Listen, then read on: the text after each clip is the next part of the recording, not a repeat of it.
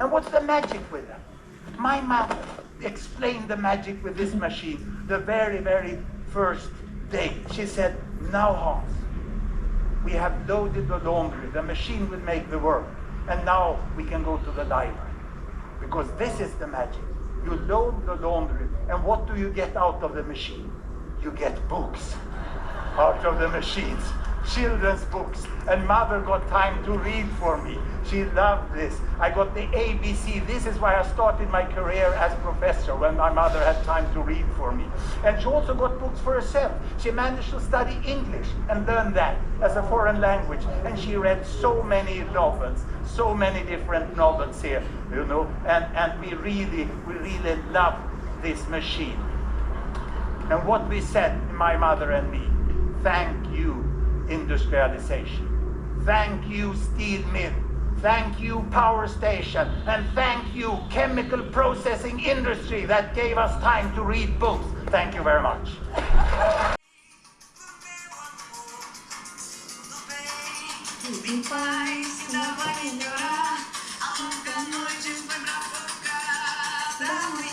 A modernidade, ela liberou o corpo do trabalho, mas ela escravizou a mente à atenção. Oi, meu nome é Carolina Couto, eu sou aspirante a filósofa e esse é um novo quadro aqui do canal chamado Filosofia do Mundo Conectado, um espaço para nós conversarmos sobre tecnologia, atenção e as mudanças silenciosas que o mundo conectado tem feito na forma como vivemos, como pensamos e como sentimos. E vamos ao tópico de hoje. A modernidade, ela liberou o corpo do trabalho, mas ela escravizou a mente à atenção. E esse ponto do vídeo me chamou bastante atenção, justamente porque o palestrante, o Hans Rosling, ele descreve o exato momento do surgimento da máquina de lavar e como isso mudou a vida da sua mãe, que agora ela não se via mais assoberbada com tantas atividades domésticas e pôde se dedicar a uma língua estrangeira. Ela passou a estudar inglês. E também ela teve tempo para ler inúmeros livros para as crianças, o que foi um fator determinante na carreira do palestrante. E daí eu fiquei pensando, o que nós estamos fazendo com esse tempo que nós estamos ganhando?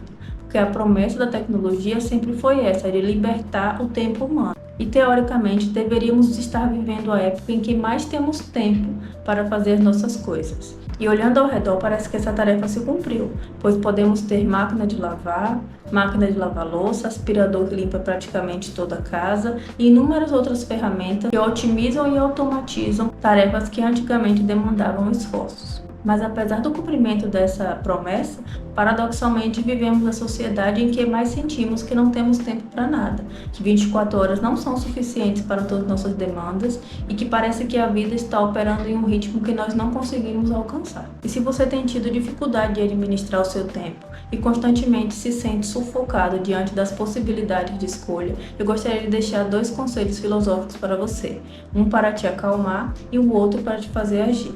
Então, primeiramente, calma, alecrim dourado. Você não é o primeiro e provavelmente não será o último a padecer desse sentimento. O filósofo dinamarquês Søren Kierkegaard, em meados do século XIX, ele já descrevia algo muito parecido, pois ele acreditava que a liberdade humana sempre seria seguida por uma inevitável angústia, pois o ser humano que se vê diante de inúmeros caminhos possíveis experimenta como se fosse uma sensação de vertigem, a que ele denominou de vertigem das possibilidades, que é quando a liberdade ela deixa de ser apenas libertadora e ela passa também a ser paralisante. Então saiba que se você está tendo dificuldade de administrar o seu tempo, significa que você ao menos está tendo a possibilidade de ter escolhas.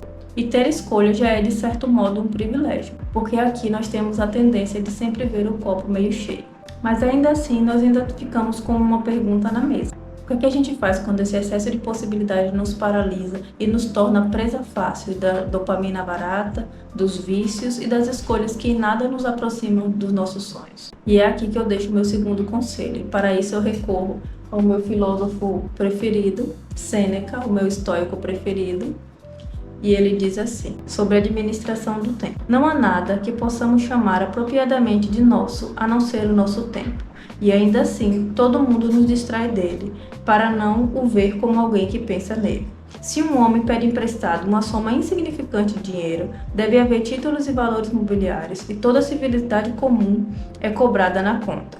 Mas aquele que tem o meu tempo pensa que nada me deve por isso, embora seja uma dívida que a própria gratidão nunca pagará. Aquele que tira um dia de mim, tira o que ele nunca poderá me devolver. Mas nosso tempo é forçado para longe de nós, ou roubado de nós, ou perdido, dos quais o último é o erro mais infame. Sêneca, o Maiorão. E esse ensaio de Sêneca sobre a administração do tempo me lembra uma máxima grega que diz que o tempo ou você sacraliza ou você banaliza. Não existe um meio termo confortável. Quando o tempo ele não é tratado como algo valioso, ele se dissolve em pequenas distrações que desperdiçam a sua vida e não constroem nada. Então, essa é a síntese dos dois conselhos. Primeiro, não se desespere com a angústia das possibilidades, pois esse é o preço da liberdade. E segundo, não deixe que essa liberdade se torne dispersão. É preciso escolher o que merece a sua atenção. Porque no final das contas, viver bem talvez seja justamente isso. Transformar essas inúmeras possibilidades em um caminho real. Porque se temos acesso a mais conhecimento do que teve todas as gerações anteriores, talvez a pergunta não seja unicamente por que estamos desperdiçando nosso tempo, e sim quais oportunidades de aprendizado estamos deixando passar. E é justamente como viver nesse mundo hiperconectado que vamos conversar nessa série de vídeos que eu vou trazer aqui para vocês. Nos próximos vídeos eu pretendo trazer dicas práticas e cursos com inscrições abertas para que você possa preencher os seus dias com conhecimento de qualidade, e isso para além de produtividade tóxica, que não tem nada sobre estude enquanto eles durmam. É justamente sobre reconhecer que todo o tempo que não for racionalmente ocupado será desperdiçado em frente a telas. Ou seja, essa nossa conversa ainda continua nos próximos vídeos, mas antes disso eu quero que essa conversa também continue aqui nos comentários. Então conta pra mim aqui nos comentários o que você tem feito ou o que você pretende fazer para sacralizar o seu tempo. Então é isso, a gente se vê no próximo vídeo e não se esquece da nossa máxima aqui, vai lá engajar com a sua vida, vai lá seguir os algoritmos do seu coração. Sobre isso. Até a próxima.